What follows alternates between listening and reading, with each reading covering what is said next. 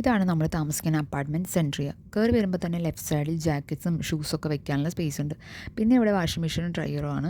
തണുപ്പ് രാജ്യം ആയതുകൊണ്ട് തന്നെ ഡ്രസ്സുകൾ പുറത്തിട്ട് ഉണക്കുന്ന പരിപാടിയൊന്നും ഇവിടെ ഇല്ല. എല്ലാം ഡ്രയറിലിട്ട് ഉണക്കുക. ഇത് വാഷ്റൂം. സമയത്തിന് ഒരുപാട് വിലയുള്ളവരാണ് ഈ നാട്ടുകാർ. ഒരാളുടെ വാഷ് ചെയ്ത് കഴിയുന്നവരെ വെയിറ്റ് ചെയ്യാനുള്ള സമയം പോലുമില്ല. അതുകൊണ്ടാണ് 2 വാഷ് ബേസിൻ. കാണാനുള്ള ഭംഗിയുണ്ടെന്നുള്ളൂ, ബക്കറ്റും മഗ്ഗും പോലും ഇല്ല. ചിലപ്പോൾ ബക്കറ്റ് ഇവിടെ വാങ്ങാനും കിട്ടില്ല. നമുക്ക് ഈ ടിഷ്യൂ കൾച്ചർ പറ്റാത്തതുകൊണ്ട് ബക്കറ്റും മഗ്ഗും നമ്മൾ നാട്ടിൽ നിന്ന് തന്നെ കൊണ്ടുവന്നു. ഇവിടെ ഒരു ഓഫീസ് ടേബിളും ചെയറൊക്കെ ഉണ്ട്. പിന്നെ നല്ലൊരു മിററൊക്കെയുള്ള ഒരു വാൾ ഹാങ്ങിങ് കൂടി ഉണ്ട്. ലിവിങ് റൂമും കിച്ചണും ഡൈനിങ്ങും എല്ലാം കൂടിയിട്ടുള്ള ഒരു സ്പേസാണിത്. 2 ആഴ്ച കൂടുമ്പോൾ ഹൗസ് കീപ്പിംഗ് സർവീസും ഉണ്ട്. അവർ വന്ന് വാഷ്റൂമും കിച്ചണും ബെഡ്ഷീറ്റും എല്ലാം ക്ലീൻ ചെയ്യും. ക്ലീനിങ്ങിനുള്ള വാക്വം ക്ലീനറും സാമഗ്രികളൊക്കെ ഇവിടെ തന്നെ ഉണ്ട്. നമുക്ക് ആവശ്യമുള്ളപ്പോൾ അതൊക്കെ എടുത്ത് വേണമെങ്കിൽ ക്ലീൻ ചെയ്യാം.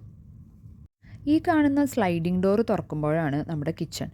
ഇവർ കൂടുതൽ സാലഡും പ്രോസസ്ഡ് ഫുഡും ഒക്കെ കഴിക്കുന്നതുകൊണ്ട് റൈറ്റ് സൈഡിൽ വലിയൊരു ഫ്രിഡ്ജുണ്ട്. ഇതാണ് അടുക്കള വാതിൽ.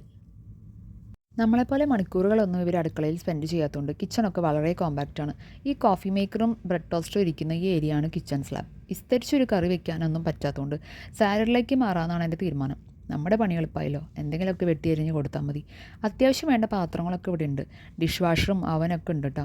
ഒരു പ്രാവശ്യം ഡിഷ് വാഷറിൽ ഇട്ട് നോക്കിയെങ്കിലും കൈകൊണ്ട് കഴുകുന്നൊരു വൃത്തി തോന്നാത്തതുകൊണ്ട് പിന്നെ അത് ഉപയോഗിക്കാൻ പോയില്ല. ഇതാണ് നമ്മുടെ മാസ്റ്റർ ബെഡ്റൂം. മാസ്റ്റർ അല്ല, ആകെയുള്ളൊരു ബെഡ്റൂം. അത്യാവശ്യം വലിയൊരു ഷെൽഫുണ്ട്. നമ്മൾ 4 പേരുള്ളതുകൊണ്ട് ഒരു ബെഡ് തികയില്ല എന്ന് തോന്നിയുകൊണ്ട് അവിടെ നിന്ന് വരുമ്പോൾ തന്നെ അവരോട് എക്സ്ട്രാ ബെഡ് ചോദിച്ചിട്ടുണ്ടായിരുന്നു. അങ്ങനെ അവരൊരു എയർ ബെഡാണ് നമുക്ക് തന്നത്. അപ്പോൾ ദാവീദ് അതിൽ കിടന്നോളും. ഇവിടെ ഒരു ടേബിളും ചെയറും ടി വിയും ഒക്കെ ഉണ്ട്. അത്യാവശ്യം സ്പേഷ്യസ് ആയിട്ടുള്ള ഒരു റൂം തന്നെയാണ്.